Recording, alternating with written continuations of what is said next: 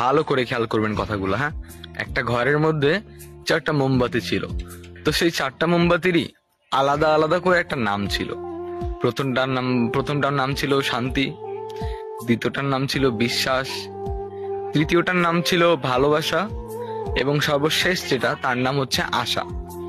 তো কি হলো জানেন, জ্বলতে জ্বলতে হঠাৎ করে শান্তি নামের যে মোমবাতিটি ছিল সেই মোমবাতিটি নিভে গেল, বুঝছেন।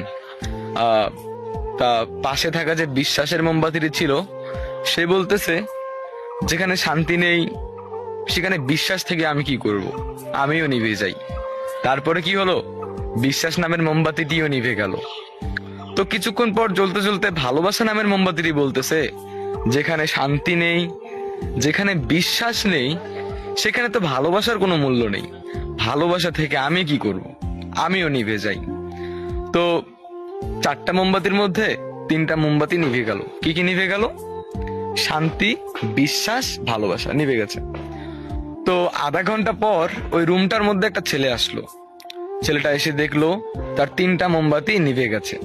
তো সে কি করলো, আবার লাস্টে যেই মোমবাতিটি জ্বলতেছিল, মানে যে আশা নামে মোমবাতিটি জ্বলতেছিল, সেই মোমবাতিটি দিয়ে সে আবার পুনরায় সেই 3টা মোমবাতিকে আবার জ্বালিয়ে দিল।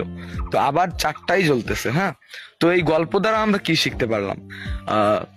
জীবনে চলতে গেলে শান্তি থাকবে না, বিশ্বাস উঠে যাবে, ভালোবাসা থাকবে না, কিন্তু কি কখনো আশা ছাড়া যাবে না। আপনি জীবনে কি করছেন, কি করেন নাই, কি করবেন, এগুলো কখনো ভাবা যাবে না। আপনি যেটা করতেছেন ওটা কন্টিনিউ করে যান, আশা ছাড়বেন না। স্বপ্ন থাকা ভালো, স্বপ্ন দেখুন, একটা আশা রাখুন মনের মধ্যে যে না আমি পারবো। ওইরকম করে যখনই সবকিছু উঠে যাবে, নিভে যাবে, সবকিছু মরে যাবে, তখন একটা জিনিস ভালো করে মনে রাখবেন, আশা ছাড়া যাবে না। সো গল্পটার মানে কি বুঝলেন?